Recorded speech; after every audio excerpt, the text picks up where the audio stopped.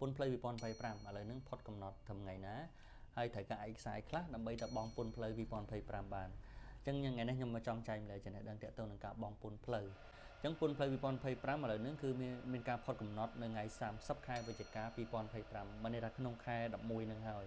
អញ្ចឹងបងប្អូនសូមរួចទៅបងទៅអញ្ចឹងឯកសារដែលបងប្អូនត្រូវមានបើសិនជាបងប្អូនមានកាតអានេះហៅកាត5000បងប្អូនណា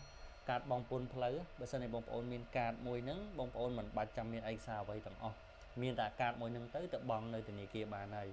ធនាគារដែលយើងអាចបងបានមានធនាគារ AC ធនាគារ ABA ធនាគារស្ថាបនាធនាគារវឌ្ឍនៈ